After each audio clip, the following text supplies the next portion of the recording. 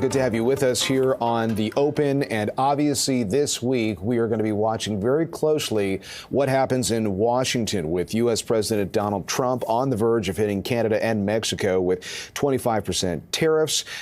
And the possibility of doubling the levy on China. Increasingly, we've seen the jitters playing out in the stock market. We just had a very volatile February period. For more on how you should be thinking about the tariff threat as an investor, let's get some insight and analysis from Brianne Gardner, Senior Wealth Manager at Velocity Investment Partners at Raymond James. Brianne, nice to have you with us. How have you been thinking about the tariff worries? Yeah, thanks for having me as always, John. There's been definitely a lot of market noise out there. I think over the past 2 weeks, we've seen a lot of volatility for investors, especially coming off a little bit more muted volatility the past 2 years. And February really was a reminder that market swings can hit fast. We saw the S&P 500 shed 1% last week alone and drop 1.4% in the month of February. So that gave much of its January gains. NASDAQ lost its progress, really dipped into that red in the year. And TSX has held up, unexpectedly well, but really showing some resilience, mainly due to the materials sector that has really helped to prop it up. So, really what's behind the sell-off, no doubt, is really Trump's new tariffs, spending cuts from the DOGE, and really weakening U.S. economic data that has started to come out. So the one thing that markets hate more than bad news is uncertainty, and that is really what just drives volatility. And right now we're seeing a little bit of both. So I think after we've seen, back-to-back double digits in the U.S. stock market, it's a reminder to investors that volatility is back and it's normal. And since even going back to 1928, in an average year in the markets, we see at least one 10% correction. So currently the S&P 500 is really only down 4% off its peak. Yeah, no, it's a great point. We were saying that earlier in the program. Look, on the one hand, in a worst case scenario, a lot of economists have said don't be surprised to see a very serious recession for Canada, depending on how the tariff story plays out. On the other hand, I was making the point earlier that there are a lot of stocks within the TSX that might have some shelter, if you will, from tariffs. Maybe not over the long term if sentiment just completely sours, and who knows, but in the short term for sure. So how are you thinking about TSX stocks in the face of tariffs? Like, are there examples of companies that might be in a better position than others? Yeah, for us, from a Canadian perspective, which sectors will be hit the most? I think you'll see, energy, even with the 10% they're talking about. I think tariffs on Canadian crude oil and refined products could hit revenues hard. There are some that are mainly like Enbridge, I think is going to be fine, but there are some other energy sectors in the space. Industrials, automotives, manufacturing, again, any that have significant cross-border trade exposure, this definitely makes this sector a little bit more vulnerable.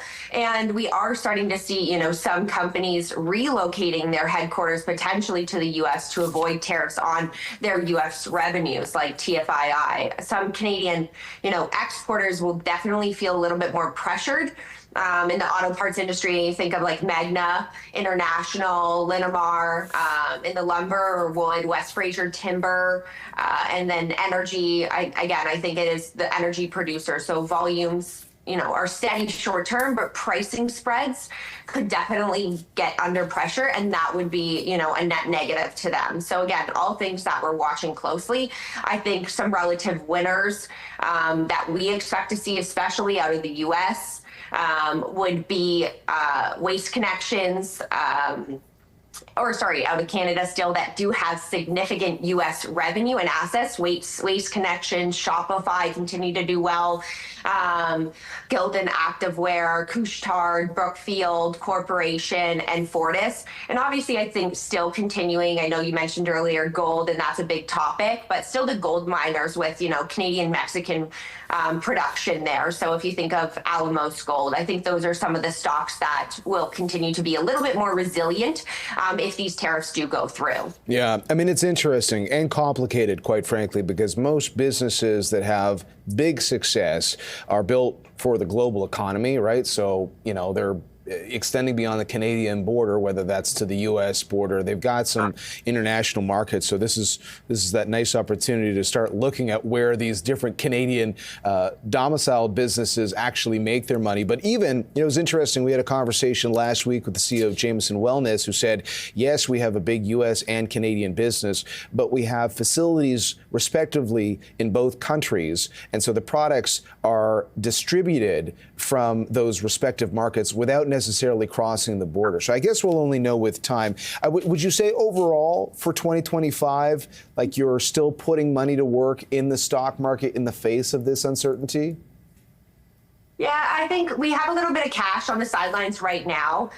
We have about 8 to 10% cash just ahead of some of this volatility, and we do expect the volatility to continue. I think the first half of the year is definitely going to be a lot more volatile than maybe investors have been used to. But all things considered, I think it's just about navigating the uncertainty this year. So I think, the global economic landscape is at a critical juncture, right? With markets facing heightened volatility, shifting sector leadership, we're seeing a lot more broadening out, which does allow us to pick up some stocks as active managers at some discounts, or when we do see favorable entry points and some favorable valuations. There's still going to be ongoing geopolitical uncertainty that I don't think is going anywhere. And obviously these escalating trade tensions are going to be ongoing. It's just might continue to be delayed. Again, it's a little bit wait and see. So for us, we still see investors that have been the most risk on since 2010. So for us, that is telling us to be a little cautious right now, but we are still deploying capital in tranches, being a little bit patient and monitoring corporate guidance, right? So we do think that we're watching interest rate policies and the direction. Based on the U.S. economic data, we might actually see some cuts come a little bit earlier than that June, July as initially proposed. But again, that's a little bit wait and see. We will get some more clarity at the end of this week. I think positioning a little bit more defensive. So again, healthcare, we are overweight sector and I have been saying that for a while. We do see that as a leader, especially in earnings growth for 2025. And I think a diversified portfolio is going to be the winner for 2025. All right. Thanks very much.